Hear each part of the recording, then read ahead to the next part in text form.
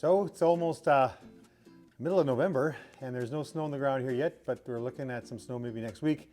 So this is my last chance to do maybe a couple little short videos on some things that I talked about doing in fall.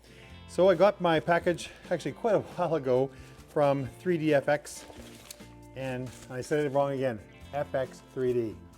I approached them because I thought this is kind of a cool product and I'm not sure if I really need it. What I really wanted were these things that are supposed to stop the rocks. I'd seen some rocks actually behind my vent flares here, and I thought, well, that's not good. I'll probably end up scratching or denting the back of the door there. So I wanted these, but they didn't sell these separately, which I think they still should. So maybe, you know, future marketing idea there. But the guy was out of Montreal, sort of out of Quebec. Super helpful and friendly, and I've been watching him on some forums and how they keep adjusting the products. And so what I have here is, I believe, 3.1.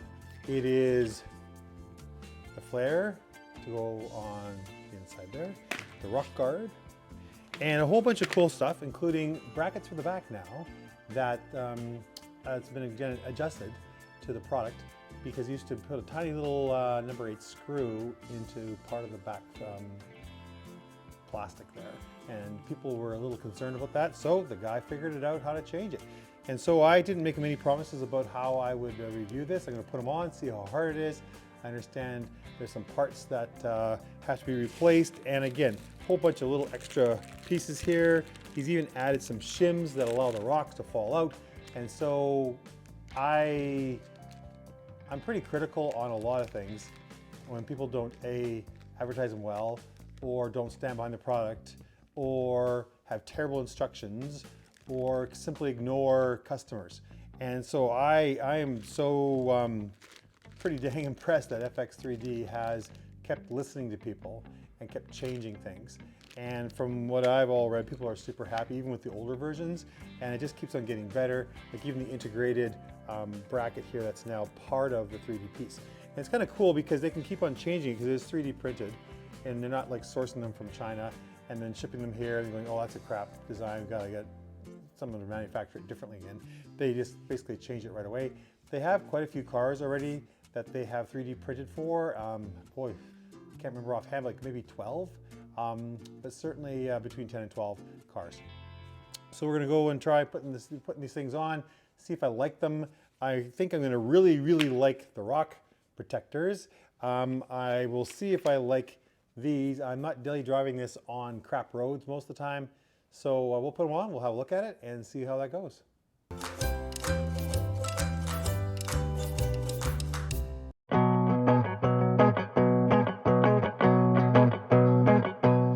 Number 1, turn your front wheels so you have easy access to the rear of the fender.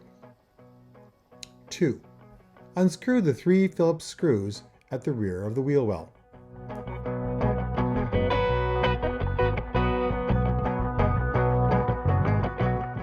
3, remove the 2 push pins on the fender. Sometimes WD-40 will help, but I found the Honda OEM pin tops to be very thin and easily to break and crack. I managed to get one side off without breaking using 2 flat screwdrivers, but the other side was definitely less successful.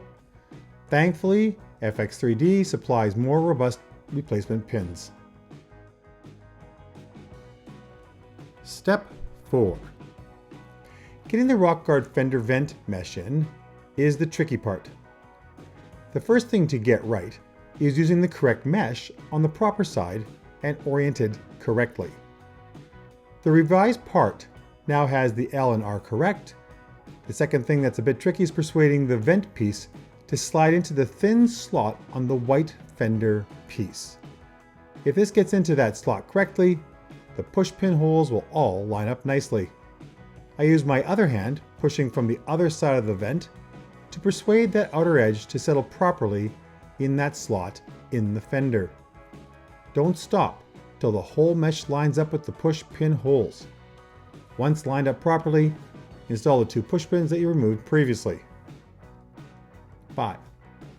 Reinstall and tighten the upper screw removed in step number 2. 6. Grab the rock guard with the Type R facing into the wheel well and the FX3D logo facing towards the rear of the car. Place one of the factory Phillips screws you removed previously in the upper slot beside the Type R and lightly screw it in. You'll want to be able to slide that guard in and out after step 7. 7. The bottom screw will require 2 washers, one in front of the rock guard and one behind.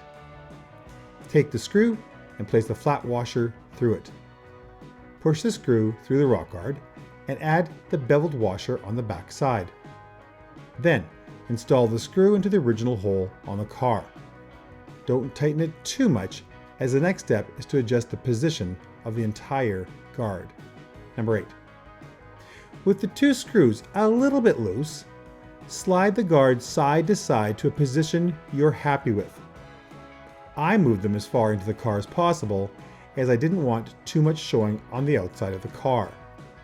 I used a 6-inch level to make sure they were perfectly vertical, and tightening one screw and then the second while holding level worked pretty well. Tighten both when you're happy with the position.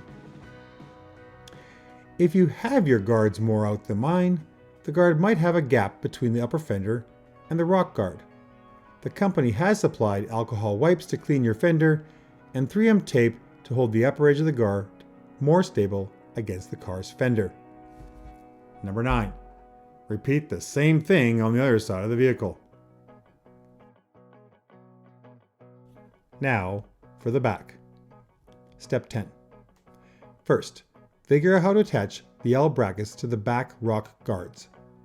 There's a clear picture in the manual. Basically, insert the L part into the slot at the bottom of the guard and twist and pull up till it locks into place with the bottom of the bracket close to the bottom of the guard. Do a quick dry fit to see if you've got it right. Don't worry, you'll soon see if it fits against the bottom of the bumper or not. If not, flip the L bracket 180 degrees and try again. 11. Use the included right angle Phillips screwdriver to remove the bottom 2 screws from the rear of the fender. Leave the top screw alone. 12. Place one washer on each of the 2 screws you just removed. Hold the rear guard against the wheel well and reinstall the 2 screws through the holes in the guard.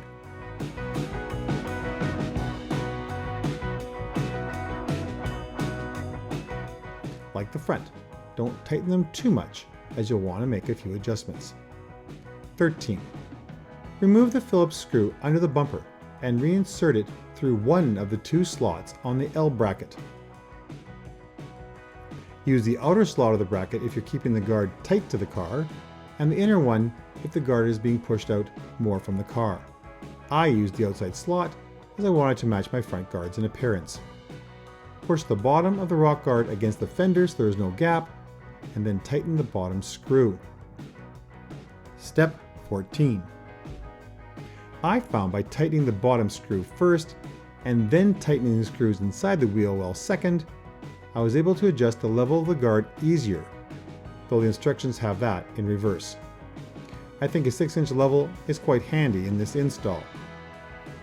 15. Do exactly the same procedure for the other side. Finally, check to see that your left and right and fronts and backs all look the same and are level and equally pushed out from the body. And then you're done. So, what do you think of FX3D rock guards and mud flaps? I think they're really good. I'm not a big mud flap kind of guy, maybe on sports cars, but I do understand that protecting paint is also important. And there's nothing that you have to do to destroy your car. Every screw is into an existing screw hole. They've thought about all sorts of things here that make me pretty confident to keep them on. If I want to take them off, that's okay too. The rock guards are super easy to put in. The couple of things that I think I put on my wish list, number 1 would be to perhaps talk about this being level and using a level to get that right, because then I would actually tighten the bottom screw first and then adjust the top, which is the opposite of what they have in the instructions. Second thing is that in the back there's a little piece that's factory that's supposed to, I guess, I don't know if it's for water or for rocks. I mean, it's about this long. And then there's a gap about this much, and then the FX piece. And I think they could possibly lengthen it and then use the existing screw hole up top to kind of make that one continuous piece of black rather than black, white, black. And so I think I would change that a little bit. Other than that, I think they look really good. They fit really, really nicely. And the price is a bargain. And again, what I just can't believe is the fact that that they just keep on changing it based on customer feedback. And so that is a rare thing in this world, and I am impressed. And are these cool? Are these crap? Definitely cool. Perfect. Pretty close. But remember, I'm a teacher, so I cannot give it five ice cream trucks. I'm going to give it, though, one of my best scores of 4.5 ice cream trucks on the FX3D mud guards and rock protecting pieces. So good job FX3D. I said it right. It's not 3D FX. Did it right. Nice.